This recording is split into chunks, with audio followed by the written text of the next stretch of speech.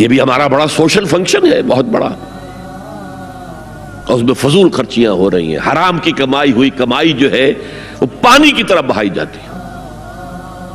ابھی مجھے ایک صاحب نے بتایا کہ ممبئی میں 2 شادیاں ہوئی ہیں مسلمانوں میں، ایک میں 1.5 کروڑ روپیہ خرچ ہوا، ایک میں 80 لاکھ خرچ ہوا۔ ہم نے وہاں اصلاحی تحریک شروع کی، ضیاء الحق صاحب نے بھی کوشش کی تھی، آرڈیننس پاس کیا تھا، لیکن یہ چیزیں قانون سے نہیں۔ آپ کہیں کہ کسی دعوت میں 50 سے زیادہ مہمان نہیں آئیں گے، وہ 100 آ گئے تو زیادہ زیادہ یہ ہوگا پولیس والوں کو رشوت کا کھاتا کھل گیا، جو یہ پیسے لے جائیے صاحب۔ کبھی کبھی وہ پکی پکائی دیگیں لے جا کے اپنے تھانے میں بیٹھ کے کھاتے تھے،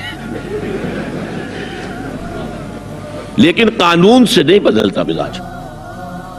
ہم نے کیا طے کیا؟ دیکھو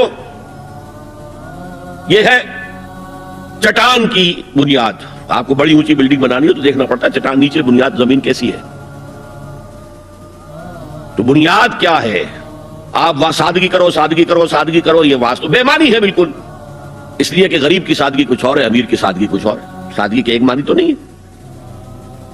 لہذا کوئی جو ہے راک فاؤنڈیشن وہ تلاش کی جائے، وہ ہم نے کی تلاش۔ جو تقریب حضور سے صحابہ سے ثابت ہے ضرور کرو، ضرور کرو، ضرور کرو، عضوا علیہا بالنواجذ، اپنے دانتوں سے پکڑ لو اس کو۔ اور جو تقریب ثابت نہیں حضور سے اور صحابہ سے، یقیناً یہ کہیں باہر سے آئی ہے۔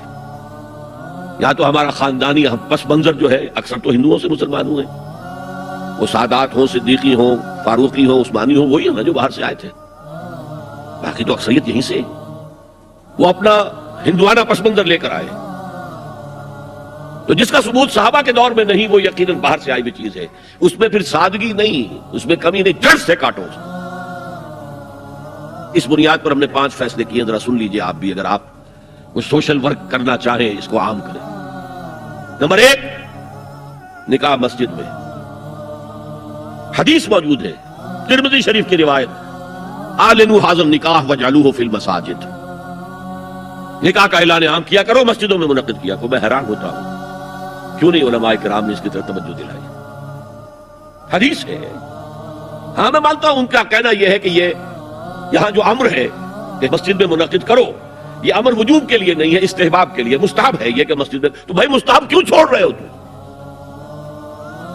اس لیے چھوڑنا پڑتا ہے، مولوی بیچارے کی حیثیت ہے ہی نہیں معاشرے میں کہ وہ کہے جناب یہاں آئیے میرے پاس، میں نہیں آؤں گا آپ کے گھر نکاح پڑھانے کے لیے۔ وہ اپنا رجسٹر بغل میں دبائے بیٹھا سوکھتا رہتا ہے، وہ تو آنی تھی بارات عصر کے وقت، مغرب بھی جا رہی ہے، آئی نہیں، وہ بیٹھا غریب۔ پہلے 20-30 روپے ملتے تھے، اب 200 300 400 ملتے ہیں، اور کیا ہے۔ میں نے انہیں یاد دلایا، دیکھو شرم کرو، عیسائیوں نے آج تک اپنے چرچ کی اور اپنے پادری کی عزت یہ رکھی ہے کہ شہزادے اور شہزادی کی شادی ہوگی وہ بھی پادری چرچ میں آئیں گے۔ شہزادے کی شادی ہو رہی ہے تو جو ان کی پارلیمنٹ کے ساتھ ہے چرچ، وہاں شادی ہوگی، وہاں پردہ نہیں ہے، لڑکا لڑکی دونوں آمنے سامنے کھڑے ہو کر قول و قرار کریں گے۔ ہمارے ہاں پردہ ہے تو اس لیے لڑکی کے گھر بھی جائیں گے تو لڑکی تو محفل میں نہیں آئے گی، لڑکی کا ایک وکیل ہوگا، وہ وکیل اجازت لے کر آئے گا، 2 اس کے گواہ ہوں گے، اس کے سامنے اجازت لی گئی، پھر وہ نکاح خواہ کو اجازت دیں گے، وہ نکاح پڑھا دیں گے۔ پہلی بات یہ ہو گئی کہ نکاح مسجد میں۔ نمبر 2، نکاح کے موقع پر کوئی دعوت کام نہیں، کوئی ثابت نہیں، دعوت طعام صرف ایک ہے، وہ ولیمہ ہے۔ اور اس قدر معقول بات ہے، سب باپ اپنے سینوں پر ہاتھ رکھ کر سوچیں اور میری بات سنیں، کیا بیٹی کو گھر سے رخصت کرنے کا وقت جو ہے وہ خوشی کا وقت ہوتا ہے؟ جب بیٹی گھر سے جا رہی ہو، کوئی جانور بھی آپ قربانی کے لیے، کوئی مینڈھا کو بکرا لے آئیں 8-10 دن پہلے اور بچے مانوس ہو جائیں تو وہ جب آپ ذبح کرتے ہیں تو پچھاڑے کھاتے ہیں کہ نہیں بچے؟ اور یہ لخت جگر ہے، نور چشم ہے، 18 20 22 برس گھر میں رہی ہے، وہ جا رہی ہے، خوشی نہیں ہے ماں، صرف یہ ہوتا ہے سائی آف ریلیف کہ ایک ذمہ داری کا بوجھ تھا، اللہ نے آج پورا کرا دیا، اتروا دیا بوجھ۔ پھر بھی اندیشہ ہوتا ہے، پتہ نہیں مزاج ملے نہ ملے، نئے ماحول میں جا رہی ہے، وہاں جا کر ایڈجسٹ ہو یا نہ ہو، اندیشے پھر بھی ہوتے ہیں۔ تو ان سے مرغ پلاؤ کھانا اور متنجن کھانا کوئی معقول بات نہیں ہے۔ معقول بات کیا ہے؟ لڑکا، اس کا گھر آباد ہوا ہے، وہ ولیمہ کرے، اس پر باقاعدہ احادیث اولبو ولو بشاۃ، ولیمہ ضرور کرو چاہے ایک ہی بکری ہو تمہارے پاس، ذبح کرو، کاٹو، کھلاؤ گوشت اپنے دوستوں کو، احباب کو۔ یہاں تک کہا کہ بیسا طعام الولیمہ، برا کھانا ہے ولیمے کا کہ اس میں غریبوں کو نہیں بلایا جاتا۔ ظاہر بات ہے مسلی کھلانے کے لیے تو ولیمہ نہیں ہوتا، اپنے احباب کو، دوستوں کو بلایا جاتا ہے۔ پھر بھی میں تم سے کہتا ہوں کہ جسے ولیمے کے لیے بلایا جائے وہ اگر نہیں جائے گا تو اللہ اور اس کے رسول کے حکم کی نافرمانی کرے۔ تو جس رسول نے اتنی تفصیل سے حکم دیا ہو ایک دعوت کا، وہ دوسری دعوت میں بھی خیر ہوتا میں بیان کرتا۔ جب نکاح مسجد میں اور کوئی دعوت طعام نہیں تو بارات کا تصور، خلاص۔ بارات کس بلا کا نام ہے؟ قرآن میں تو کوئی ذکر ہی نہیں، عربی میں یہ لفظ ہی نہیں۔ اجتماعی طرفین مسجد میں ہوا، نکاح ہوا، لڑکی کو حضرت فاطمہ کو رضی اللہ تعالی عنہا کچھ خواتین جا کر چھوڑ آئی تھی اس حجرے میں جو ایک انصاری صحابی نے حضرت علی کو دیا تھا۔ ان کا تو کوئی گھر بھی نہیں تھا، کوئی حضرت علی آئے ہوں اور آ کر وداع کرا کے لے کے گئے ہوں۔ چوتھی چیز، جہیز کا کوئی تصور اسلام میں نہیں، خالص ہندوانہ رسم، خالص ہندوانہ رسم، خالص ہندوانہ رسم۔ ہندوؤں میں کیوں ہے؟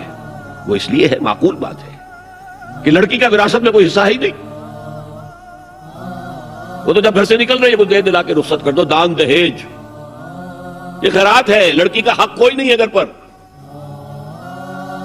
اسلام میں تو لڑکی وارث ہے، والد فوت ہوں گے وراثت تقسیم ہوگی، والدہ فوت ہوگی کوئی ان کی ہے ملکیت تو تقسیم ہوگی۔ شادی کے موقع پر کوئی جہیز اسلام میں نہیں، قطعاً نہیں۔ غلطی سے حضرت فاطمہ کے جہیز کو جہیز کہہ دیا گیا، وہ جہیز کیا تھا؟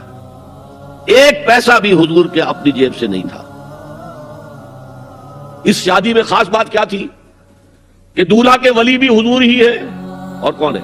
علی کا کون تھا مدینے میں، اور دلہن کے والد بھی حضور ہے۔